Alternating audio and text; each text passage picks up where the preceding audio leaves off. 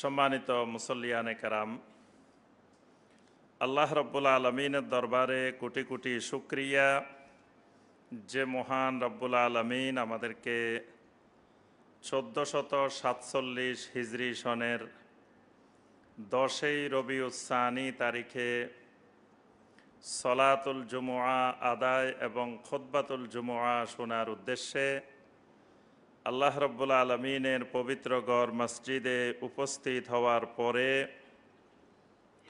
আজকের জুমুআর খুতবা পেশ করার এবং আমাদেরকে খুতবায় উপস্থিত হওয়ার যে মহান রব্বুল আলমিন তৌফিক দিয়েছেন, সে মহান রব্বুল আলমিনের শুকর আদায় করছি, আলহামদুলিল্লাহ। সম্মানিত মুসল্লিয়ানে কেরাম, আমাদের আজকের খুতবার বিষয়বস্তু আপনারা আগে থেকেই জানেন। এটা আমাদের এই তাকওয়া মসজিদের একটি গুরুত্বপূর্ণ বৈশিষ্ট্য, যা আগে থেকে জানিয়ে দেওয়া হয় যে আজকের খতিব কি বিষয়ে খুতবা দিবেন। কিন্তু আমার মনে হয় সিলেট শহরে আর কোনো মসজিদে যা আগে থেকে খতিব সাহেব ঘোষণা দিয়ে দেন বা মসজিদ কমিটি ঘোষণা দেন যে আগামী জুমা এই বিষয়ের উপরে খুতবা হবে, এরকম মনে হয় খুব বিরল।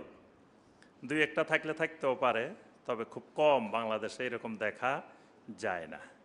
এটা দিলে সুবিধা কি? সুবিধা হলো যারা শ্রোতা, যারা এই খুতবার সামেঈন, খতিব যাদের উদ্দেশ্যে খুতবা দেন, যারা মুখাতাব, তো ওই মুখাতাব, ওই সামেঈন আগে থেকে একটু পড়াশোনা করে আসতে পারেন। তাহলে ওই পড়াশোনা প্লাস খতিবের আলোচনা দুইটা মিলে তখন বিষয়টা শক্ত হয়ে যায়, এমনভাবে বুঝবেন যেটা আর কখনো ভুলার মতো না। তো এই অভ্যাসটা গড়ে তোলার জন্যই কিন্তু তাকওয়া মসজিদ আগে বিষয়টা জানিয়ে দেয়, যাতে শ্রোতারাও, মুসল্লিয়ানে কেরামও আগে থেকে একটু পড়াশোনা করে আসতে পারেন। আমি ঢাকা যে মসজিদে খুতবা দিই, উত্তরা 11 নম্বর সেক্টর মসজিদে, তা আমাদের যিনি মসজিদের সম্মানিত সভাপতি, উনি কয়েকটা ইউনিভার্সিটির আগে ভাইস চ্যান্সেলর ছিলেন। সর্বশেষ উনি IUT, Islamic university of technology, এটারও ভাইস চ্যান্সেলর ছিলেন। তো স্যারে বলেন যে আপনি যখন শুক্রবারে একটা খুতবা দেন, তো এই খুতবাটার উপরে আমার পড়াশোনা করতে করতে এক সপ্তাহ চলে যায়। মানে এই খুতবার থিমগুলো নিয়ে, বিষয়গুলো নিয়ে আমি আরও বিস্তারিত যখন পড়াশোনা শুরু করি, তো ওই পুরা সপ্তাহ এই খুতবার উপরে আমার চলে যায়, এই পড়াশোনার উপরে। তাহলে এই আপনাদেরকে এলেম চর্চায় নিয়োজিত রাখার জন্য তাকওয়া মসজিদের এই খেদমা, আল্লাহ পাক এই খেদমতকে কবুল করে নিন। আজকের বিষয় সলাহিয়াতুর রাসূল সাল্লাল্লাহু আলাইহি ওয়াসাল্লাম ফিল ইকতিসাদ। রাসূলুল্লাহ সাল্লাল্লাহু আলাইহি ওয়াসাল্লামের অর্থনৈতিক সংস্কার। নবী সাল্লাল্লাহু আলাইহি ওয়াসাল্লাম একজন মহান সংস্কারক। এই ব্যাপারে পৃথিবীর মুসলিম অমুসলিম নির্বিশেষে কারো দ্বিমত নেই। কাফেরেরাও এক বাক্যে স্বীকার করে যে মুহাম্মদ সাল্লাল্লাহু আলাইহি ওয়াসাল্লাম তার মতো সংস্কারক পৃথিবীতে দ্বিতীয় কেউ নাই। কিন্তু দুঃখের বিষয়, যে মুসলিমেরা সেই নবীর উম্মত, দাওয়াত কবুল করা উম্মত, সেই উম্মতেরা কিন্তু এই সংস্কারগুলো সম্পর্কে বিস্তারিত জানে না, জ্ঞান অর্জন করে না। তো সবার আগে এটা জানা দরকার এবং সারা বিশ্ববাসীর সামনে তুলে ধরা দরকার যে নবী সাল্লাল্লাহু আলাইহি ওয়াসাল্লাম রাজনৈতিক ক্ষেত্রে কি কি সংস্কার করেছেন, সামাজিক ক্ষেত্রে কি কি সংস্কার করেছেন, পারিবারিক ক্ষেত্রে কি কি সংস্কার করেছেন, অর্থনৈতিক ক্ষেত্রে কি কি সংস্কার করেছেন, ধর্মীয় ক্ষেত্রে কি কি সংস্কার করেছেন। এই সংস্কারগুলো একটা নোট করে প্রত্যেক ঘরে ঘরে টাঙ্গায় রাখা দরকার, যে নবী সাল্লাল্লাহু আলাইহি ওয়াসাল্লাম বড় মাপে এই এই এই সংস্কারগুলো করছেন। তাহলে আমাদের আজকের বিষয় হলো শুধু অর্থনৈতিক। এর আগে আমি একটা খুতবা দিয়েছিলাম এর সাথে সংশ্লিষ্ট, যে রিবার আধুনিক প্রয়োগ, মডার্ন অ্যাপ্লিকেশন, বর্তমানে পৃথিবীতে কতভাবে রিবা চলে। নবী সাল্লাল্লাহু আলাইহি ওয়াসাল্লামের যুগে রিবা হইতো দুই ধরনের, একটা রিবা আর নাসিয়া, একটা রিবা আল ফাদাল। বর্তমানে পৃথিবীতে রিবা হয় প্রায় 100-র উপরে, 100-র উপরে প্রকার আছে রিবার। নবী সাল্লাল্লাহু আলাইহি ওয়াসাল্লামের সময় হয়তো দুই ধরনের, বর্তমানে হয় 100-র উপরে। যেমন ধরেন ক্রেডিট কার্ড, ক্রেডিট কার্ডের রিবা। নবী সাল্লাল্লাহু আলাইহি ওয়াসাল্লামের যুগে তো ক্রেডিট কার্ড ছিল না, ডেবিট কার্ড, ক্রেডিট কার্ড এগুলো ছিল না। তাহলে সেই সময় ডেবিট কার্ড, ক্রেডিট কার্ডের রিবার সম্ভাবনাও ছিল না। এখন কিন্তু ক্রেডিট কার্ডের রিবা আছে, বড় মাপের রিবা, এবং সবার পকেটে পকেটে রিবা নিয়ে ঘুরে, ক্রেডিট কার্ড নিয়ে ঘুরে। তো এর মধ্যে অনেক বড় ধরনের রিবা আছে। নবী সাল্লাল্লাহু আলাইহি ওয়াসাল্লামের যুগে আরও এমন যেমন এলসি, ডকুমেন্টারি ক্রেডিট। এই নবী সাল্লাল্লাহু আলাইহি ওয়াসাল্লামের যুগে তো এলসি খোলা লাগতো না ব্যবসা বাণিজ্যের জন্য, কোনো দেশে ভিসাও লাগতো না, পাসপোর্টও লাগতো না। সারা পৃথিবী বিনা পাসপোর্টে, বিনা ভিসায় যাওয়া যাইত। কিন্তু এখন আপনি ব্যবসা বাণিজ্য করতে হলে এলসি খুলতে হয়, ডকুমেন্টারি ক্রেডিটের 5টা স্টেজ পার হয়ে তারপরে আপনাকে একটা জিনিস আমদানি করতে হয়, না রপ্তানি করতে হয়। তো এই যে এখানে এলসির ক্ষেত্রে কিন্তু রিবার অনেকগুলো প্রকার এর ভিতরে আছে। এই জন্য আপনাদেরকে পরামর্শ দিব একটা, যে একদিন এখানে সিলেটে দিনব্যাপী শুধু রিবার উপরে দিনব্যাপী কোর্স, সকাল 10টায় শুরু হবে, বিকাল 5টা পর্যন্ত। এবং এখানে এই রিবা সংক্রান্ত বিষয়গুলো ক্লিয়ার, সবার স্পষ্ট ধারণা থাকা দরকার, কোন কোন সেক্টরে কিভাবে রিবা হইতে পারে। তো আমাদের আলোচনার বিষয় হলো আজকে আর রিবার দিকে আমরা বিস্তারিত যাব না। আজকে হলো নবী সাল্লাল্লাহু আলাইহি সাল্লামের সামগ্রিক অর্থনৈতিক সংস্কার। তো এটা অনেক লম্বা বিষয়, এটার উপরে যদি আমরা 1 মাস আলোচনা করি এখানে, যে প্রতিদিন চলতে থাকবো 1 মাস, তাহলেও কিন্তু শেষ করা যাবে না, এটা অনেক ব্যাপক বিষয়। তো এই জন্য আমরা খালি সারাংশ, মূল কথাগুলো অল্প সময়ে বলার চেষ্টা করব ইনশাআল্লাহ। নবী সাল্লাল্লাহু আলাইহি সাল্লাম অর্থনীতির আগাগোড়া সংস্কার করছেন। তো এই সব সংস্কারের আমাদের আলোচনা করব না, বড় মাপে মৌলিকভাবে যে সংস্কারগুলো করছেন। 1 নম্বরে নবী সাল্লাল্লাহু আলাইহি ওয়াসাল্লাম মদিনা মুনাওয়ারা যাওয়ার পরে প্রথম যে সংস্কারে হাত দিছেন সেটা হলো বাজার সংস্কার। বাজার, আমরা প্রতিদিন বাজারে যাওয়া লাগে, বাজারে যাওয়া লাগে না এরকম মানুষ নাই মনে হয়। হয় স্বামী যায়, না হয় স্ত্রী যায়, না হয় ছেলে যায়, না হয় মেয়ে যায়, একজন না একজন তো বাজারে যাওয়া লাগে। তা কাফেরদের, মুশরিকদের নবী সাল্লাল্লাহু আলাইহি ওয়াসাল্লামের ব্যাপারে একটা আপত্তিও ছিল। মা লিহাজার রাসূল ইয়ামশি ফিল আসওয়াক, উনি কেমনে রাসূল হইতে পারে, উনি দেখি বাজারে যায়। রাসূল হইলে উনি বাজারে যাইব কেন? হয় ফেরেশতারা বাজার করে আনি দিয়ে যাইব, যদি বাজার দরকারে হয়।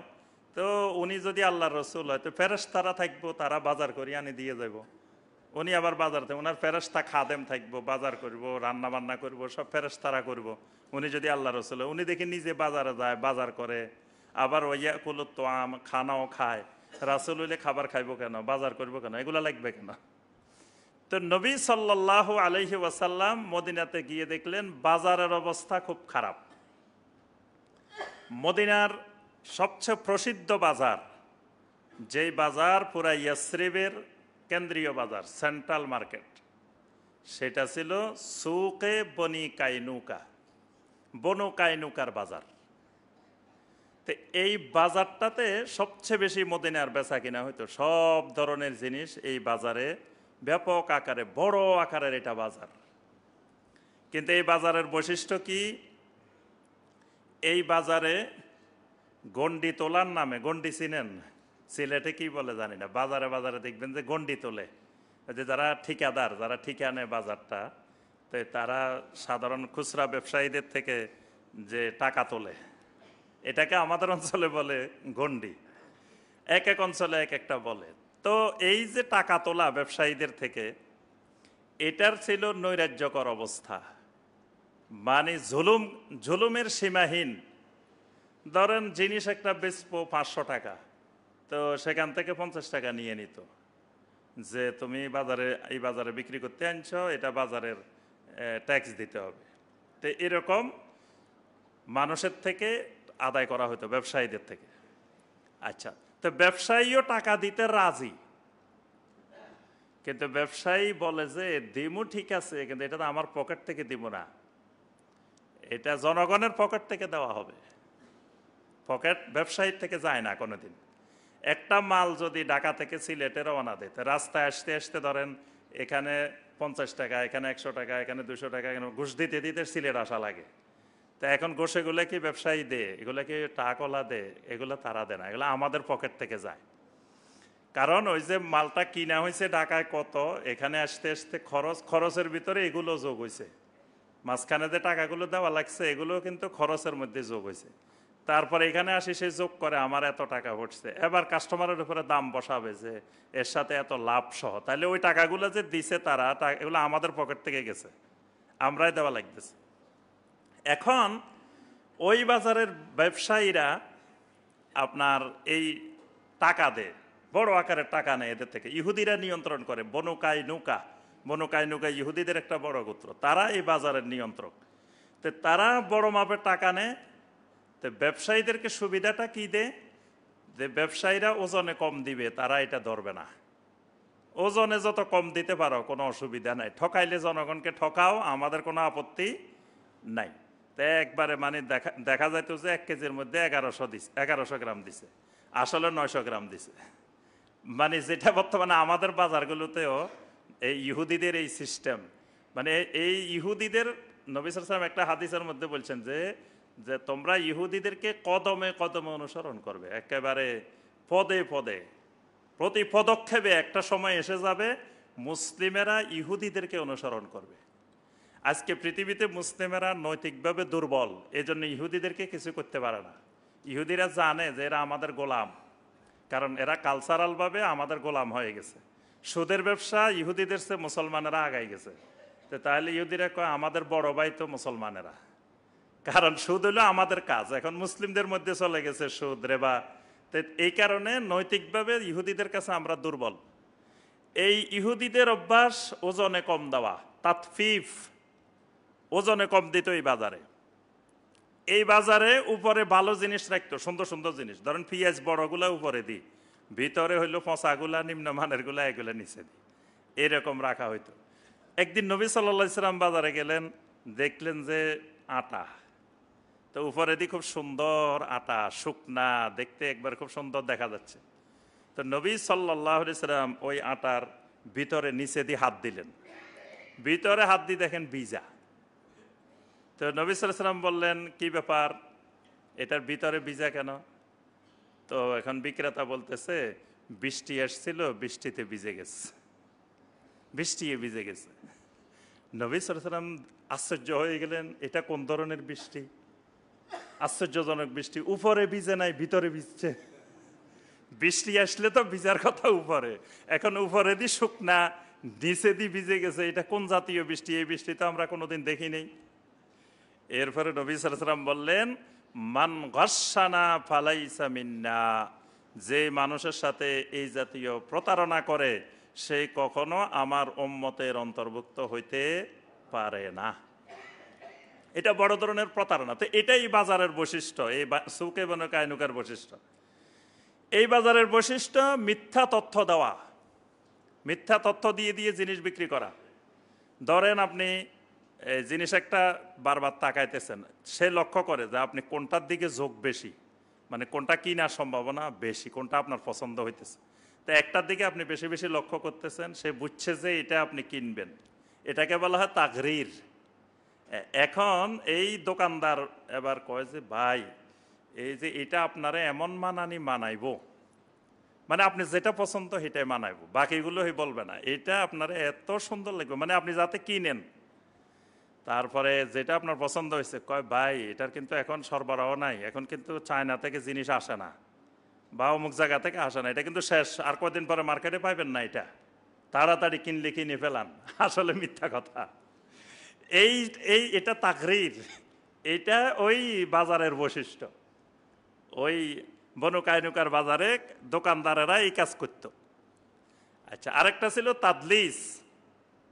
তাদলিসটা কি? তাদলিসটা হলো ওই নষ্ট জিনিস রং দিয়ে সুন্দর করে, মানে উপরে দিয়ে এমন লেবেল, এমন কিছু করছে বোঝা যাচ্ছে এটা নতুন জিনিস, খুব সুন্দর জিনিস, ভালো, আসলে পুরান জিনিস, পুরাতন জিনিস বা ভাঙ্গা জিনিস বা ছিঁড়া জিনিস, নষ্ট জিনিস, এটাকে সুন্দর করে উপরে দিয়ে রং দিয়ে সুন্দর করে কালার করে বা উপরে দিয়ে কিছু এমন কিছু ব্যবহার করছে যে দেখতে মনে হচ্ছে ভালো জিনিস, আসলে এটা নেওয়ার পরে 2 দিন পরে শেষ। ভিতরে নেওয়ার পরে দেখলেন যে ভিতরে আসলে পুরাতন, অনেক পুরাতন, কিন্তু নতুন করে ফেলছে, আপনি ধরতে পারেন নাই। এটাকে বলা হয় তাদলিস। তাদলিসের আরও অনেক ধরন আছে। তাদলিস একটা জগৎ, অর্থনীতির জগতে তাগরির একটা জগৎ। এই বাজারে দোকানদারেরা যত রকমের প্রতারণা করে, এই সবগুলোকে 3টা ভাগে ঢুকানো হয়, একটা তাগরির, একটা তাদলিস, একটা গাবান, 3 ধরনের। তো এই তাদলিস, এই বাজারের বৈশিষ্ট্য ছিল তাদলিস। আরেকটা ছিল গাবান। গাবানকেও নবী সাল্লাল্লাহু আলাইহি ওয়াসাল্লাম রিবার অন্তর্ভুক্ত করছেন। নবী সাল্লাল্লাহু আলাইহি ওয়াসাল্লাম বলছেন, গাবানুল মুস্তারসিলে রিবা, কোন সরল ক্রেতা যদি দোকানদারের কাছে আসে, মুস্তারসিল, সরল ক্রেতাকে হাদিসের ভাষায় বলা হয় মুস্তারসিল। সরল ক্রেতা মানে ক্রেতাটা আমাকে বিশ্বাস করে আমার দোকানে আসছে, মানে মনে করছে যে আমাদের শাইখের দোকানে গেলে শাইখে আমার থেকে বেশি রাখবে না, খুব বিশ্বাস করে আসছে, অথবা আমাকে খারাপ জিনিস দিবে না, উনি খারাপ জিনিস দেওয়ার সম্ভাবনা নাই, বা একটা বলি আরেকটা 2 নম্বর জিনিস দেওয়ার সম্ভাবনা নাই, এইরকম বিশ্বাস করি যে ক্রেতা আসে, তাকে আল্লাহ রসুল বলছেন এর নাম হলো মুস্তারসিল। এই মুস্তারসিল মানে সরল ক্রেতা যখন আমার কাছে আসছে, তা আসার পরে আমি বুঝলাম যে আল্লাহর বান্দা তো এত চালাক না, কিছু বুঝে না, আমাকে বিশ্বাস করে আসছে। তা আমি কি করলাম যে 500 টাকার জিনিস তার থেকে 600 টাকা নিয়ে নিলাম, কারণ সে তো দাম দর করবে না, কিছু বলবে না, আমাকে বিশ্বাস করছে। বাস, এবার বাজারে যেটা 500 টাকা চলতেছে আমি 600 টাকা নিলাম, এটাকে বলা হয় গাবান। এই বাজার দরের চাইতে 1 টাকাও বেশি নিলে এইটা হবে রিবা। নবী সাল্লাল্লাহু আলাইহি ওয়াসাল্লাম বলছেন, গাবানুল মুস্তারসিলে রিবা, সরল ক্রেতা থেকে যদি বাজার মূল্যের চাইতে, ন্যায্য মূল্যের চাইতে সামান্য বেশি নেওয়া হয়, যতটুকু বেশি নেওয়া হবে, এটা রিবা। কারণ সে আমাকে বিশ্বাস করে আসছে, তার সাথে কোনো ধরনের, বরং তার থেকে কম নিতে হবে, সম্ভব হলে আরো কমে নিতে হবে, কারণ লাভের কোনো সীমা ইসলাম নির্দিষ্ট করে নাই। আমি কোনো একটা জিনিসের লাভ কত পর্যন্ত নিতে পারবো, এটা ইসলাম নির্দিষ্ট করে দেয় নাই। তবে সেটা যেন বাজারের ন্যায্য দামের চাইতে বেশি না হয়, এদিকে খেয়াল রাখতে হবে। তো এখন এই যে গাবান, তাহলে আমাদের 1 নম্বর পয়েন্ট, নবী সাল্লাল্লাহু আলাইহি ওয়াসাল্লাম সংস্কারে হাত দিয়েছেন, বাজার সংস্কার। এ বাজারের বৈশিষ্ট্য বললাম আমরা, এগুলো ছিল নিত্য নৈমিত্তিক এই বাজারের বৈশিষ্ট্য। নবী সাল্লাল্লাহু আলাইহি ওয়াসাল্লাম এই বাজারটাকে বাদ দিয়ে, টোটালি এই সুকে বানি কাইনুগাকে বাদ দিয়ে নবী সাল্লাল্লাহু আলাইহি ওয়াসাল্লাম আরেকটা বাজার করলেন, আরেকটা বাজার প্রতিষ্ঠা করলেন, সুক রাসূলিল্লাহি সাল্লাল্লাহু আলাইহি ওয়াসাল্লাম। এটাকে বলা হয়তো রাসূলুল্লাহ সাল্লাল্লাহু আলাইহি ওয়াসাল্লামের বাজার। এই বাজারটা ছিল অর্গানাইজড মার্কেট, সুসংগঠিত একটা বাজার নবী সাল্লাল্লাহু আলাইহি ওয়াসাল্লামের এই বাজারটা। এই বাজারে কেউ ওজনে কম পাইছে এই অভিযোগ কখনো আসতো না, বরং ওজনে বলতো যে আমার আর একটু বেশি পাইছে। এই বাজারে কোনো ধোঁকাবাজি, প্রতারণা, কোনো ওই তাগরির, তাদলিস, গাবান, এই জাতীয় কোনো কাজকর্ম এখানে চলতো না। এবং এই বাজারে হারাম জিনিস বিক্রি করা নিষিদ্ধ ছিল, মাদক বিক্রি হতো না এই বাজারে। তারপরে আরও যে সমস্ত জিনিস হারাম, এই হারাম কোনো জিনিস ওই বাজারে বিক্রি হতো না। তাহলে নবী সাল্লাল্লাহু আলাইহি ওয়াসাল্লাম এই যে যতগুলা বেচা কেনার ক্ষেত্রে বাজারে যত রকমের অনাচার হয়, এই সবগুলাকে নবী সাল্লাল্লাহু আলাইহি ওয়াসাল্লাম রহিত করে একটা বাজার প্রতিষ্ঠা করলেন, যেই বাজার সুক রাসূলিল্লাহি সাল্লাল্লাহু আলাইহি ওয়াসাল্লাম। তাহলে বোঝা গেল বাজারও নবী সাল্লাল্লাহু আলাইহি ওয়াসাল্লামের সংস্কারের একটা অংশ। অনেকে আমরা মনে করি যে যে নবী সাল্লাল্লাহু আলাইহি ওয়াসাল্লামের একটা হাদিস আছে যে সবচাইতে শাররুল বাকায়ে আসওয়াকুহা, সবচাইতে নিকৃষ্ট স্থান হইল আসওয়াক, বাজার। বাজার নিকৃষ্ট কখন? যখন ওই বাজারে ওই কাজগুলো চলে, যে নিষিদ্ধ কাজগুলোর কথা বললাম, এই কাজগুলো চলে, আর ওই বিনা কামে বসে বসে আড্ডা দেয়, মানে কোনো কাজকর্ম নাই, টেলিভিশনের দিকে তাকায় রয়েছে, চা দোকানে বসে রয়েছে, অমুক দোকানের সামনে বসে রয়েছে, এটা নিকৃষ্ট হয়ে যায়। কারণ একজন মুমিনের এত সময় নেই যে ওখানে বসে বসে সে টিভি দেখবে, ওখানে বসে বসে সে আড্ডা দিবে। এখন দেখা যায় অনেক মানুষ আপনি দেখলে অবাক লাগে, মনে হয় যে এদের কোনো কাজকর্ম খুঁজে পাচ্ছে না, মনে হয় এদের কোনো কাজকর্ম নাই, দিনকে দিন বসে রয়েছে, ঘন্টার পর ঘন্টা বসে আছে। তারপরে দেখবেন যুব সমাজ ঘন্টার পর ঘন্টা খেলা দেখতেছে, মনে হইতেছে এদের কোনো কাজ খুঁজে পাইতেছে না। অথচ ছাত্রদেরকে বর্তমানে সারা দুনিয়া ব্যাপী যেই নতুন কারিকুলামের শিক্ষা ব্যবস্থা শুরু হয়েছে, OBE, আউটকাম বেসড এডুকেশন, এটার কাজে হলো ছাত্রছাত্রীদেরকে এমনভাবে লেখাপড়ায় নিয়োজিত রাখতে হবে যাতে সে অন্য কোনো চিন্তা করার সুযোগ না পায়। সে এত ঘন্টা বসে বসে খেলা দেখার সময় কিভাবে পায়? তার অর্থ হইল সে যেই পদ্ধতিতে কারিকুলামে লেখাপড়া করার কথা বা যে সিস্টেমে যাওয়ার কথা, আমরা সেই সিস্টেমে নাই। এজন্য বর্তমান কারিকুলামে হলে 1 ঘন্টা টিচার পড়াবে, ছাত্র 2 ঘন্টা পড়বে, টোটাল 1 ঘন্টাকে ধরা হবে 3 ঘন্টা। তো এখন মুমিনদের কাজকর্ম নাই, কারণ মুমিনেরা এলেম চর্চা করে না, এলেমের মজলিসে বসে না। মুমিনেরা ওয়াজ মাহফিলের নাম শুনলে যায় কতক্ষণ গান শুনতে আর নাচানাচি করতে, এলেম চর্চায় নাই। এই জন্য দেখবেন দোকানে বাটে কাজকর্ম নাই, বসে রয়েছে ঘন্টার পর ঘন্টা। তো ওখানে শয়তানের আড্ডাখানা, গীবতের আড্ডাখানা বসে। এই জন্য ওসব জায়গাগুলো নিকৃষ্ট জায়গা। কিন্তু আমভাবে একজন মুমিনের বাজারে জরুরত আছে, বাজারে অনেক কাজ। আর খালি এই অনাচার দেখে আমি আপনি চলে আসব, বিষয়টা এরকম না। মুমিনদের উচিত প্রত্যেক এলাকায় এলাকায়, নবী সাল্লাল্লাহু আলাইহি সাল্লামের এটাও সুন্নাহ পদ্ধতি যে প্রত্যেক এলাকায় একটা সুসংগঠিত এই ধরনের প্রতারণা, ধোঁকাবাজি, মিথ্যা এগুলা মুক্ত একটা বাজার প্রতিষ্ঠা করা। এবং সেখানে ওই যে প্রথমে যেটা বলছি যে ব্যবসায়ীদের থেকে টাকা আদায় করা হবে, মানে বিভিন্ন রকমের সাদাবাজি করা হবে, এগুলা মুক্ত। নবী সাল্লাল্লাহু আলাইহি ওয়াসাল্লাম যে আদর্শে বাজারটা করছেন, আমরা শুধু বিস্তারিত আলোচনা করলে ওই বাজারের উপরেই অনেক সময় চলে যাবে। তো প্রথম কথা, নবী সাল্লাল্লাহু আলাইহি ওয়াসাল্লাম বাজার সংস্কার করছেন।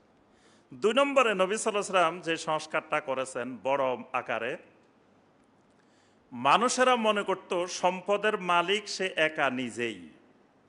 নবী সাল্লাল্লাহু আলাইহি ওয়াসাল্লাম সংস্কার করে বললেন, না, সম্পদের মালিক তুমি না, তোমার মালিকানা বলতে কিছুই নেই। সম্পদের মালিকানা একমাত্র আল্লাহ সুবহানাহু ওয়া তাআলার। এটা একটা গুরুত্বপূর্ণ জিনিস। মানুষ যখন মনে করে সম্পদ এটা আমার, তখন তার কাজকর্ম, আচার আচরণ একরকম।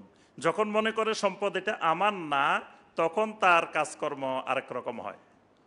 নবী সাল্লাল্লাহু আলাইহি ওয়াসাল্লাম প্রতিষ্ঠা করলেন, সম্পদ এটা তোমার না, তোমার কাছে কিছুদিনের জন্য আমানত রাখা হয়েছে। তুমি যখন কবরে যাইবা, সম্পদ এটা তোমার থেকে বিদায় নিয়ে চলে আসবে, অন্যের কাছে চলে যাবে, এভাবে স্থানান্তর হবে। স্থানান্তর হইতে হইতে এক সময় আর কোনো আমানতদার নাই, আবার আল্লাহর সম্পদ আল্লাহর কাছে ফিরে যাবে।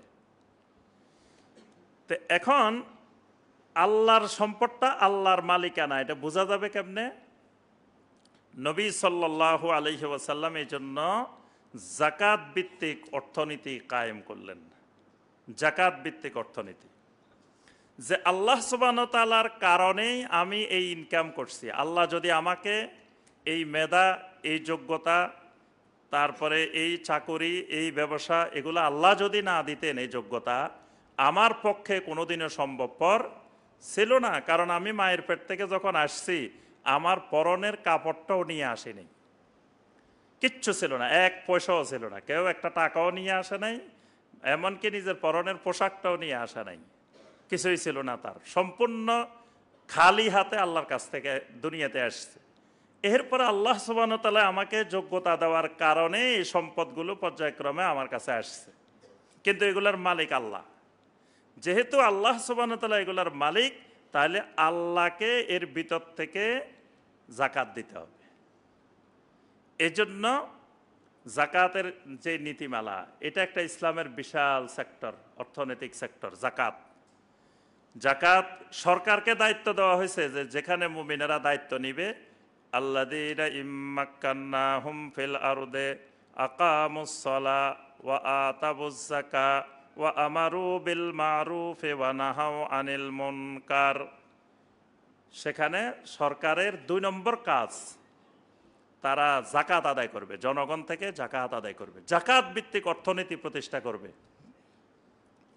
নবী সাল্লাল্লাহু আলাইহি সাল্লাম এই ক্ষেত্রে দেখেন আল্লাহর ইনসাফ, আদল। আল্লাহ রাব্বুল আলামিন জাকাত ফরজ করছেন কত পার্সেন্ট? যদি সব সম্পদের উপরে আল্লাহ পাক জাকাত ফরজ করেন নাই, আমার ব্যবহারের যত সামগ্রী আছে এগুলোর উপরে জাকাত নাই, বাড়িটার জাকাত নাই, আমার ব্যবহারের যে বাড়ি, তারপর আমার গাড়িটার জাকাত নাই, আমার যেগুলো আনুষঙ্গিক দরকার এগুলোর উপরে আল্লাহ পাক জাকাত ফরজ করেন নাই। এর অতিরিক্ত যেটা, সেটারও একটা নেশাব ঠিক করে দিছেন যে স্বর্ণ হইলে 85 গ্রাম, রৌপ্য হইলে 595 গ্রাম, এই পরিমাণ সম্পদ, নগদ টাকা, ব্যবসা সম্পদ এরকম হইলে তখন জাকাতটা কত? 2.5%, মানে 100 টাকায় 2.5 টাকা। কিন্তু দেখেন আমরা যে প্রতি বছর ট্যাক্স দেন, ট্যাক্স হলো কত পার্সেন্ট? প্রথম শুরুই হয় 10% দিয়ে, তারপরে আস্তে আস্তে টাকা বাড়ে, এটার পার্সেন্টেজ বাড়ে, কোনোটার 15%, কোনোটার 20%, এভাবে বাড়তে থাকে। কিন্তু আল্লাহ সুবহানাহু ওয়া তাআলার এই বিধানে আপনার কাছে কয়েকশো কোটি টাকা থাকলেও ওই 2.5%-এর বেশি বাড়বে না, মাত্র 2.5%। এটা আল্লাহ রাব্বুল আলামিন ফরজ করে দিয়েছেন, আল্লাহ সুবহানাহু ওয়া তাআলার ইনসাফ। এরপরে দেখেন ফসলের উপরে জাকাত ফরজ হয়। আমাদের যে ফসল জমি থেকে যে ফসল উৎপন্ন, কারণ এগুলো আল্লাহ বের করেন, এগুলো আমি আপনি বের করি না। আল্লাহ পাক বলছেন ওয়া মিম্মা আখরাজনা লাকুম মিনাল আরদ, যেগুলো আমি তোমাদের জন্য জমিন থেকে বের করে নিয়ে আসি, তোমরা বের করো না, এগুলো আল্লাহ বের করে। আমরা খালি বীজ একটা মাটির নিচে রাখি, আল্লাহ বের করে সব। বীজ এটাও আল্লাহর দেওয়া, বীজ এটাও আমি বানাই নেই। তাহলে এই ফসলগুলা থেকেও জাকাত দিতে হয়। তো এখানে নেসাব কত? 653 কেজি, 653 কেজি, 5 ওয়াসাক মানে 653 কেজি, 16 মণ 13 কেজি। এই পরিমাণ হইলে জাকাত দিতে হবে। তো জাকাতটা কত? এখানে হবে, আল্লাহ পাক দেখেন 3টা ভাগে ভাগ করে দিয়েছেন। ফসলের জাকাত 3টা ভাগে ভাগ করা। একটা ভাগ, এই ফসলটা সম্পূর্ণ বৃষ্টির পানিতে, আল্লাহর দেওয়া পানিতে হয়েছে, তাহলে এই ফসলের 10 ভাগের 1 ভাগ মানে 10% জাকাত ফরজ। আচ্ছা, এখন এটা বৃষ্টির পানিতে হয় নাই, এটা সেচের পানি দিয়ে, ইরিগেশনের পানি দিয়ে, সেচের পানি দিয়ে হয়েছে, তাহলে 20 ভাগের 1 ভাগ মানে 5%। আল্লাহ পাক 5% কমাই দিচ্ছেন। বৃষ্টির পানিতে 10%, এখানে কমায় 5% করে দিচ্ছেন। যদি এমন হয় যে অর্ধেক বৃষ্টির পানিতে, অর্ধেক সেচের পানিতে, তাহলে 7.5%। আচ্ছা, যে ফসল স্থির থাকে না, মানে নষ্ট হয়ে যায়, পচে যায়, এগুলো রাখা যায় না, সবজি, শাক সবজি অনেকগুলো আছে যেগুলো রাখা যায় না, এগুলোর উপরে আল্লাহ রাব্বুল আলামিন জাকাত ফরজ করেন নাই। আরো অনেক নীতিমালা জাকাতের। তা আমরা মূল কথা বলছি, যেটা নবী সাল্লাল্লাহু আলাইহি সাল্লাম মানুষের মধ্যে এই নীতিমালা প্রতিষ্ঠা করলেন, এই সংস্কার করলেন, সম্পদের মালিকানা আল্লাহর, এজন্য তোমার এই সম্পদের উপরে আল্লাহ সুবহানাহু ওয়া তাআলাকে জাকাত দেওয়া লাগবে, ওশর দেওয়া লাগবে। এই ভিত্তিক অর্থনীতি, যখন মানুষ তার অর্থনৈতিক ক্ষেত্রে আল্লাহকে জাকাত দিবে, ওশর দিবে, এই মানুষ দেখবেন কখনো সে আল্লাহর অন্য নাফরমানি করতে তার অন্তর কেঁপে উঠবে, ভয় লাগবে তার কাছে। কারণ সে যখন তার সম্পদ থেকে জাকাত দিচ্ছে, ওষুধ দিচ্ছে, আল্লাহর ভয়ে দিচ্ছে, তখন অন্যান্য বিষয়েও তার এটার প্রভাব পড়বে। 3 নম্বর, নবী সাল্লাল্লাহু আলাইহি ওয়াসাল্লাম রিবাকে সমূলে ধ্বংস করছেন, একেবারে সমূলে উৎখাত।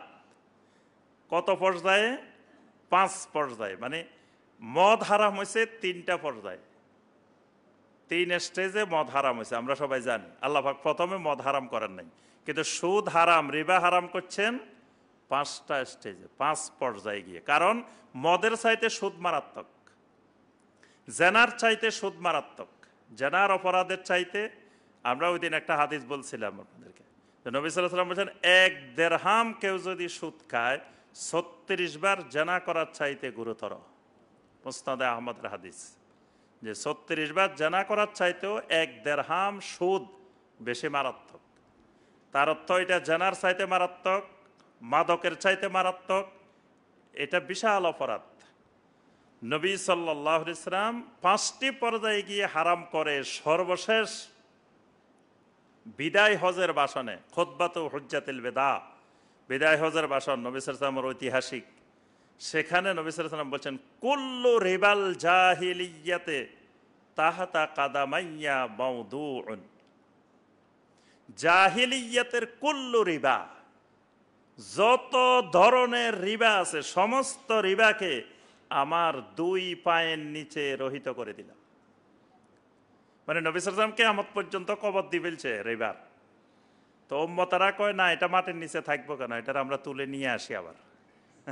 রাসূল কবর দিছে, উম্মতেরা আবার তুলে নিয়ে আসছে, আবার সব আশেকে রাসূল। আমি কালকে চট্টগ্রামে বলছিলাম গতকাল, যে নবী সাল্লাল্লাহু আলাইহি ওয়াসাল্লামের কোনো কথার মধ্যে ফাঁক ফোকর নাই, কারণ এগুলো ওহী কথা, ওহীর ভিত্তিতে কথা।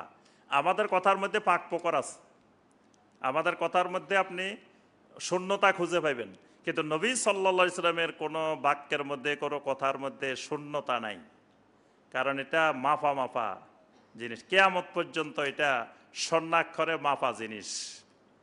নবী সাল্লাল্লাহু আলাইহি ওয়াসাল্লাম সুদকে হারাম করছেন, পায়ের নিচে পিষ্ট করছেন, সেখানে ব্যবহার করছেন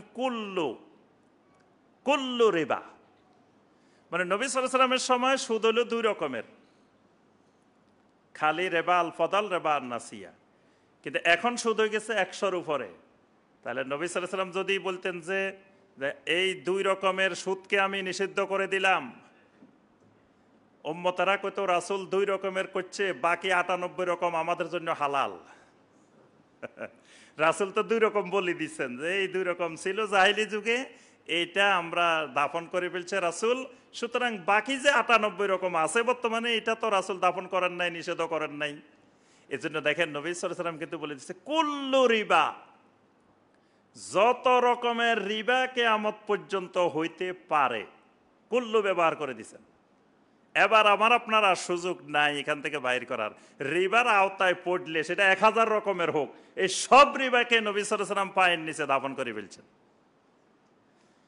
ঠিক একইভাবে বেদাত, আমার আলোচনার বিষয় ছিল ওখানে বেদাত। বেদাত বলতে গিয়ে বিষয়টা বলছি যে এক সময় দেখেন নবী সাল্লাল্লাহু আলাইহি ওয়াসাল্লামের যুগে কোনো সাহাবী কখনো তাদের মাথায় আসে নাই যে বেদাত আবার হাসানা হইতে পারে। বেদাত 2 রকমের হইতে পারে, একটা হাসানা একটা সাইয়্যা, এটা কোনো সাহাবায়ে কেরামের মাথায় জীবনেও আসে নাই। তারা জানতেন যে বেদাত মানে নিকৃষ্ট, খারাপ, জঘন্য। এখন এক সময় এসে যে বাংলাদেশে সব বেদাতকে হাসানা বানায় ফেলবো, এটা তো আল্লাহর এলেমে আছে, আল্লাহ তো জানেন। এই জন্য দেখেন নবী সাল্লাল্লাহু আলাইহি ওয়াসাল্লাম যখনই খুতবা দিতেন তখনই এই হাদিসটা বলছেন, এবং জীবনে এতবার হাদিসটা বলছেন যে অন্য কোনো হাদিস এতবার বলেন নাই। প্রতিবার কি বলতেন? কুল্লু বিদআতিন দালালাহ, কুল্লু বিদআতিন, কুল্লু বলে দিতেন। কুল্লু মানে কি? একেবারে হাসানা হোক সাইয়্যা হোক। আমি কালকে বললাম যে হাসানা সাইয়্যার মাঝখানেও আবার একটা বানাই ফেলতে পারে কিয়ামতের আগে, এটা এখনো আসে নাই বাংলাদেশে, কখনো এটাও আসতে পারে। হাসানা বানাইছে তো ভালোটা, সাইয়্যা মানে খারাপটা। আরেকটা হলো আধা ভালো আধা খারাপ, যে এটা বেদাত ঠিক আছে, তবে এটার অর্ধেক খারাপ অর্ধেক ভালো। বেদাতে ওয়াসাতিয়া এই নামে ধরেন একটা বেদাত এসে গেল কিয়ামতের আগে, এটা মধ্যম পন্থার বেদাত, এটা মধ্যপন্থী বেদাত। এটা হাসানা, এটা সাইয়া, এটা মাঝামাঝি।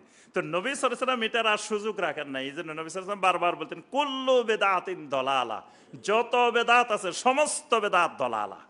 তাহলে সেটা হাসানা হইলেও দলালা গুমরাহি, সাইয়া হইলেও দলালা, ওয়াসাতিয়া হইলেও দলালা, যেই রকমেরই হোক, এটা ওহির কথা। দেখেন এই জন্য ফাঁক ফোকর নাই, কুল্লু। ঠিক রেবার ব্যাপারেও নবী সাল্লাল্লাহু আলাইহি ওয়াসাল্লাম কুল্লু বলে গেছেন। সেই বিদায় হজের প্রত্যেকটা কথা নবী সাল্লাল্লাহু আলাইহি ওয়াসাল্লামের এক একটা মণিমুক্তা, এক একটা সাদাফ, এক একটা সাগরের হারানো মণিমুক্তার মতো।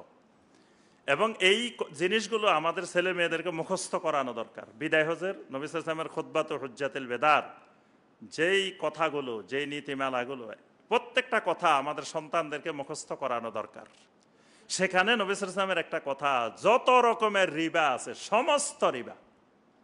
তাহলে নবী সাল্লাল্লাহু আলাইহি ওয়াসাল্লামের এটা একটা অর্থনৈতিক মৌলিক সংস্কার, সমস্ত রিবাকে নবী সাল্লাল্লাহু আলাইহি ওয়াসাল্লাম দাফন করে গেছেন, যেটা উম্মতের মধ্যে আর কোনোদিন আসতে পারে না।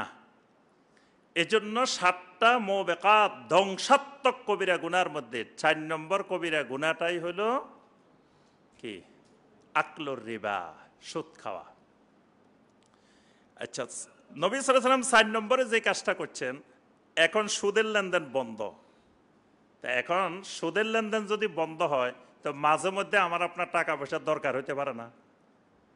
দরকার তো হইতেই পারে। যে কোনো ব্যক্তির তো যে কোনো সময় হঠাৎ আমার টাকার দরকার হইতে পারে। আমার হাতে এখন টাকা নাই, হঠাৎ আমার একটা সমস্যা, আমার টাকার দরকার। তা এখন আমি আপনাদেরকে এক ভাইয়ের কাছে গেলাম, যাই বললাম ভাই আমার টাকা দেন। তা এখন তো আপনি কইলেন যে না, যেহেতু সুদ পাবো না, রিবা বন্ধ, তো টাকা দেওয়া যাবে না। নবী সাল্লাল্লাহু আলাইহি ওয়াসাল্লাম এটার বিকল্পও ঠিক করে গেছেন। বিকল্পটা কি? কারদে হাসান। মানে আপনি রিবা দিবেন না, কিন্তু এক মুমিন আরেক মুমিনকে করদে হাসান দিবেন, করদে হাসান। এবং করদে হাসানের অনেক ফজিলত। এক মুমিন আরেক মুমিনকে করদে হাসান দিবে, মানে বিনা সুদে বিনা লাভে ঋণ দিবে। এটা ইসলামে নিষিদ্ধ না, এটা প্রশংসনীয় সওয়াবের কাজ। একজন আরেকজনকে করদে হাসান দিবে। করদে হাসান দেওয়ার সময় কিছু শর্ত আছে। আমাদের ঝগড়াঝাটি বেশি হয় অনেক সময়। আমরা যে করদে হাসান দিই এটার মধ্যে গারার থাকে, এই জন্য বেশি ঝগড়াঝাটি হয়। করদে হাসান দেওয়ার সময় সাক্ষী রাখবেন, লিখিত রাখবেন। তারপরে আপনার কয় তারিখে সে দিবে এটা লিখিতভাবে থাকবে। প্রয়োজনে করদে হাসানের জন্য আপনি তার থেকে গ্যারান্টি নেবেন, যাতে সে এটা না দিয়ে না পালায় চলে যেতে না পারে। চলে গেলে অসুবিধা নাই, এমন একটা জিনিস আপনার কাছে আছে, আপনি সেখান থেকে নিয়ে নিতে পারবেন। তো আরো অনেকগুলো শর্ত আছে করদে হাসানের। আচ্ছা, তো এখন কথা হলো, নবী সাল্লাল্লাহু আলাইহি ওয়াসাল্লাম সুদ বন্ধ করছেন, উম্মতের মধ্যে চালু করছেন কি? করদে হাসান। এখন উম্মতের মধ্যে তো ওই সময় হয়তো কল্পনা করা যাইতো না, এখন তো করদে হাসানের চান্স যদি পায়, সুযোগ যদি পায়, পাইছি, যেহেতু লাভ দেওয়া লাগবে না, তো 6 মাস পরে কেন, 6 বছর পরে দিলে অসুবিধা কি? টাকা দিতে পারলে আর তো দিবে না। দেখবেন এই জন্য ঋণ খেলাপি, খালি ঋণ নেওয়ার সময় হে বুঝে এটা আর দেওয়া লাগবে না। বাংলাদেশে ঋণ খেলাপি কমে না, খালি বাড়ে। ব্যাংকগুলো তো একেবারে শেষ, খালি ঋণ খেলাপির কারণে। ঋণ খেলাপিদের ঋণ নিয়ে গেছে আর ফেরত দেয়। এমন এমন ঋণ নিয়ে গেছে, এখন যে নিয়ে গেছে তাকেই খুঁজে পাচ্ছে না। তারপরে আপনার ঋণ নিজে না নিয়ে ওই ড্রাইভারের নামে, কাজের বুয়ার নামে, কতজনের নামে নিয়ে গেছে, যার নামে নিচে হেরে খুঁজে পায় না। আমি এখন বাংলাদেশ ব্যাংকেরও শরিয়া কমিটির মেম্বার। তো এই যে অবস্থা ব্যাংকগুলোর, করুণ অবস্থা, আপনার এগুলো খুঁজে পাচ্ছে না। তাহলে করদে হাসান নবী সাল্লাল্লাহু আলাইহি ওয়াসাল্লাম চালু করলেন কি? করদে হাসান।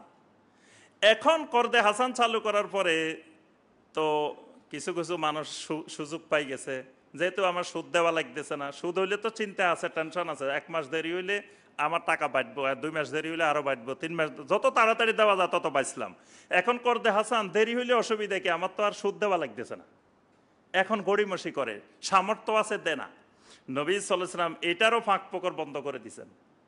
এই সচ্ছল তালবাহানাকারী ঋণ গ্রহীতা, মুতিল্লুল গানি, মানে সামর্থ্য আছে ঋণ পরিশোধ করার, কিন্তু হে ইচ্ছা করে ঋণ পরিশোধ করে না, টাকা ফেরত দেয় না, করদে হাসান ফেরত দেয় না। এর নাম হলো হাদিসের ভাষায় মুতিল্লুল গানি। নবী সাল্লাল্লাহু আলাইহি ওয়াসাল্লাম বললেন মুতিল্লুল গানিয়ে জুলমুন, যে ঋণ পরিশোধ করার সামর্থ্য আছে ঋণ পরিশোধ করে না, এ জুলুম করতেছে, এটা জুলুম, সে জালেম। প্রথম কথা, ঋণ পরিশোধের সামর্থ্য আছে ঋণ পরিশোধ করতেছে না, এত তারিখে দেওয়ার কথা দিচ্ছে না, বারবার খালি ঘুরাইতেছে, এই লোককে নবী সাল্লাল্লাহু আলাইহি ওয়াসাল্লাম বলছেন এটা জুলুম। এরপরে নবী সাল্লাল্লাহু আলাইহি ওয়াসাল্লাম আরও একটা কড়া শাস্তি এর জন্য রাখছেন, যেটা এক মুসলিমের জন্য আরেক মুসলিমের স্বাভাবিকভাবে এই শাস্তি হয় না কোনোদিন। সেটা হলো এক মুসলিমের উপরে আরেক মুসলিমের মান সম্মান আমানত। আপনি এক মুসলিম আরেক মুসলিমের মান সম্মান নষ্ট করার অধিকার আপনার নাই। যদি করেন আমানত নষ্ট করছেন, গুনার কাজ করছেন, হারাম কাজ করছেন। নবী সাল্লাল্লাহু আলাইহি ওয়াসাল্লাম বিদায় হজের ভাষণে এটাও বলছেন, ইন্না দিমাআকুম ওয়া আমওয়ালাকুম ওয়া আরাদাকুম হারামুন আলাইকুম কাহুরমাতি ইয়াউমিকুম হাযা। নবী সাল্লাল্লাহু আলাইহি ওয়াসাল্লাম বলছেন, তোমাদের এক মুসলিম আরেক মুসলিমের সম্পদ, এক মুসলিমের আরেক মুসলিমের রক্ত, এক মুসলিম আরেক মুসলিমের মান সম্মান, এগুলো তোমাদের সম্মানিত, পবিত্র, এগুলো আমানত। কিন্তু এই মুতিল্লুল গানি, সচ্ছল ঋণ খেলাফি, টালবাহানাকারী ঋণ খেলাফি, নবী সাল্লাল্লাহু আলাইহি ওয়াসাল্লাম বলেন লাইয়ুল ওয়াজিদে ইউহিল্লু ইরদাহু ওয়া উকুবাতাহু, যদি সামর্থ্য আছে ঋণ পরিশোধ করা, ঋণ পরিশোধ করে না, এই লোকের মান সম্মান নষ্ট করা হালাল। এই লোকের মান সম্মান নষ্ট করা নবী সাল্লাল্লাহু আলাইহি ওয়াসাল্লাম হালাল করে দিয়েছেন। ইউহিল্লু ইরদাহু, নবী সাল্লাল্লাহু আলাইহি ওয়াসাল্লাম এর মান সম্মান নষ্ট করা হালাল। মান সম্মান কেমনে নষ্ট করবেন? বারবার তাকে বলবেন হে দিতেছে না। এবার আপনি পত্রিকায় দিয়ে দিতে পারেন, এই নামে একজন আমার থেকে ঋণ নিয়ে গেছে, ঋণ দিতেছে না, আপনারা সবাই কিন্তু সতর্ক থাকবেন, দ্বিতীয়বার কেউ তাকে ঋণ দিবেন না। কারণ আমি ক্ষতিগ্রস্ত হয়েছি, অন্য কোনো ভাই যেন আর ক্ষতিগ্রস্ত না হয়। এই জাতীয় লোক যারা, এরা কিন্তু বিভিন্ন জন থেকে নেন, নিয়ে আর কয় কি, কয় খবরদার ভাই এই কথাটা আর কাউকে বলিয়েন না, মানে এর থেকেও নিবে, এর থেকেও নিবে, এর আগে থেকে উদ্দেশ্য যে টাকা মারি চলে যাব। এই আমার এলাকায় এরকম এক ঘটনা ঘটছে ফেনীতে, একজনের সবাই বিশ্বাস করে করে টাকা দিছে, কত কোটি টাকা দিছে, এখন ফালাই গেছে, সে আর নাই। এখন ওই যে আশেপাশে যতজন আছে সবাই টাকা দিছে, কিন্তু এই জানা না যে এ দিছে, এই জানা না যে এ দিছে। কারণ হেন নামার সময় সবাইরে বলছে ভাই আর কাউকে বলিয়েন না, আর শুধু আপনি আর আমি জানি, আর কেউ যেন না জানে। কেউ কারোরে জানায় নাই। এখন যখন চলে গেছে, এবার সবাই খুঁজে, এবার সবাই জানাজানি হয়েছে যে এইও টাকা দিছে, এইও টাকা দিছে, এইও টাকা দিছে, সবাই টাকা দিছে। এখন আপনি তার নামে পত্রিকায় বিজ্ঞপ্তি দিয়ে দিতে পারেন, কোনো অসুবিধা নেই। আপনি সব ব্যাংকে ব্যাংকে সব জায়গায় জায়গায় জানাই দিতে পারেন যে এই লোক ঋণ খেলাপি, খবরদার আপনারা কেউ আর একে ঋণ তিন দিবেন না। এইভাবে তার ব্যাপারে আপনি পত্রপত্রিকায় বা মানুষকে জানাইলে এটা গীবতের আওতায় পড়বে না, তার মান সম্মান নষ্ট করাটা হালাল, এবং আদালতে তার শাস্তি হবে। সচ্ছল ঋণ খেলাপির শাস্তি আছে ইসলামী শরিয়াতে, তার শাস্তিও হবে। তাহলে নবী সাল্লাল্লাহু আলাইহি ওয়াসাল্লাম করদে হাসান এবং মুতিল্লুল গানি, মানে করদে হাসান পরিশোধ না করলে কি হবে সেটাও নবী সাল্লাল্লাহু আলাইহি ওয়াসাল্লাম নির্ধারণ করছেন। আমরা আর বিস্তারিত আলোচনায় যাব না। আরেকটা হলো সবচেয়ে বড় গারার, নবী সাল্লাল্লাহু আলাইহি ওয়াসাল্লাম গারারকে নষ্ট করছেন, গারার সমূলে বিনাশ করছেন। গারারটা কি একটু সংক্ষেপে বলি। গারার হলো বেচা কিনার মধ্যে, লেনদেনের মধ্যে কিছু অস্পষ্টতা, যে অস্পষ্টতা থাকার কারণে এক সময় গিয়ে আপনারা তার মধ্যে ঝগড়াঝাটি হতে পারে, মারামারি হতে পারে, এরকম কিছু হওয়ার সম্ভাবনা আছে।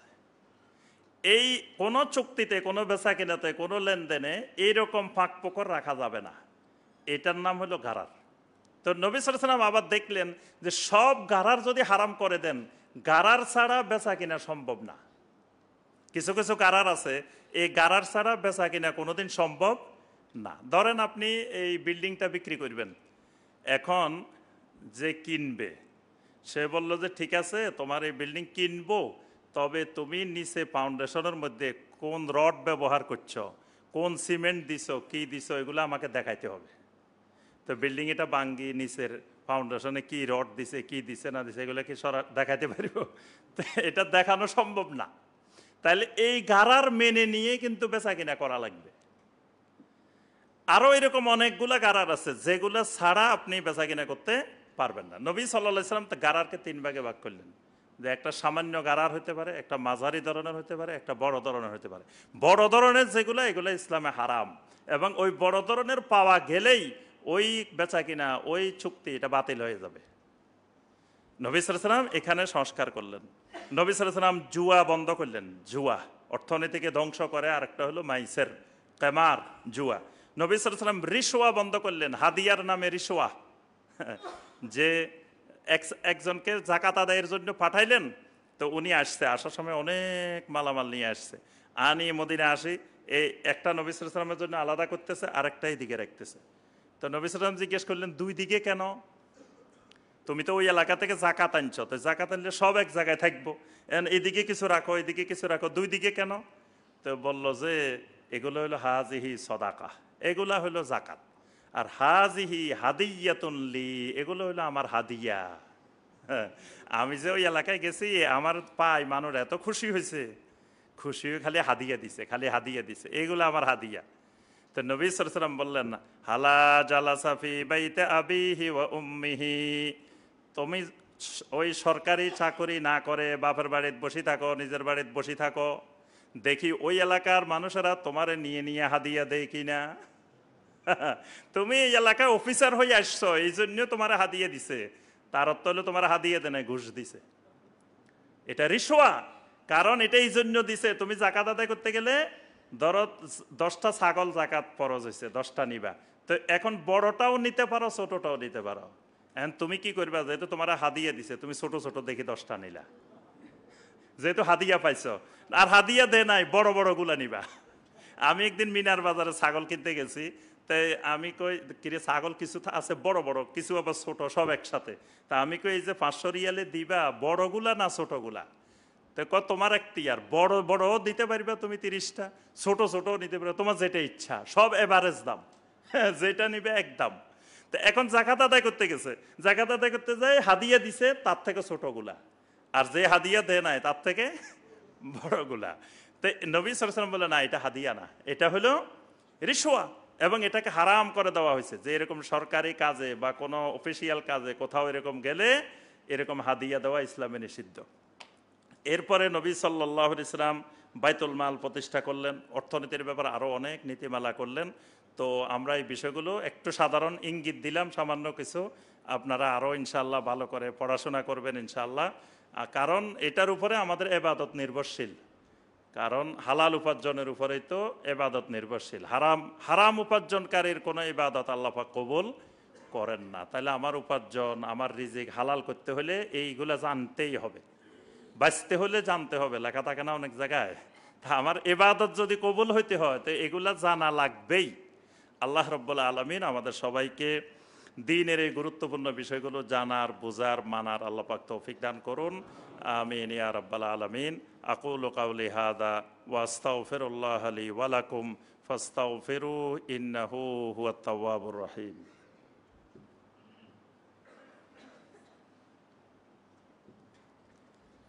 ইন্নাল হামদালিল্লাহ নাহমাদুহু ওয়া নাস্তাঈনুহু ওয়া নাস্তাগফিরুহু ওয়া আশহাদু আল্লা ইলাহা ইল্লাল্লাহু ওয়াহদাহু লা শারীকা লাহু ওয়া আশহাদু আন্না মুহাম্মাদান আবদুহু ওয়া রাসূলুহু।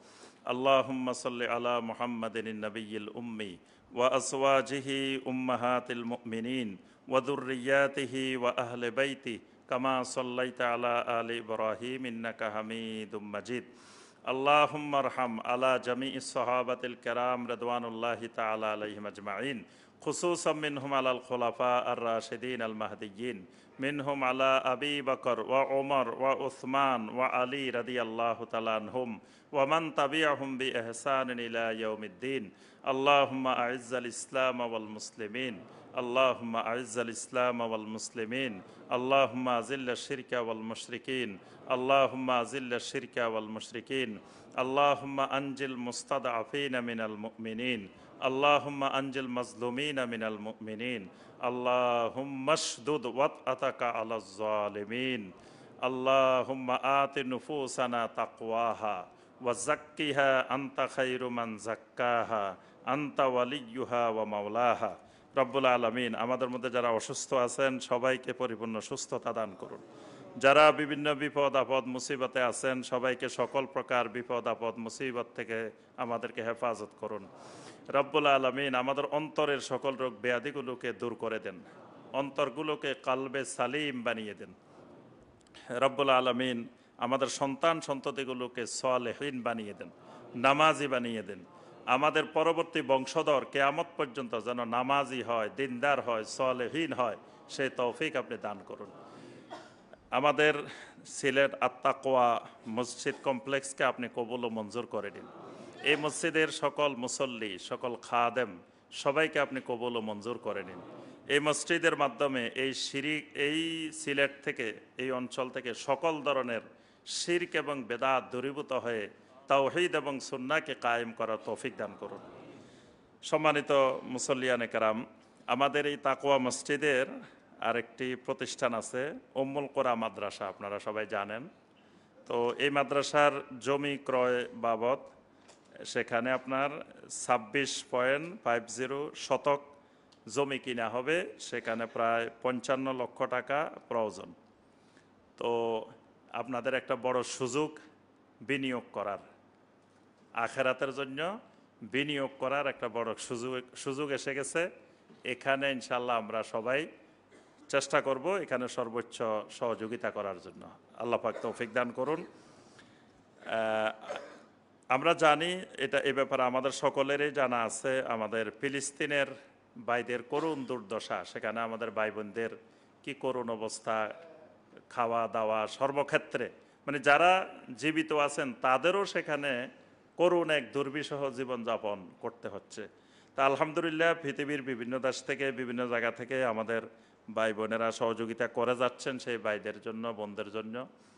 এবং অনেক দেশ, মুসলিম দেশ কোটি কোটি ডলার সেখানে খরচ করেন শুধু তাদের খাওয়া দাওয়া বিভিন্ন বিষয়ে।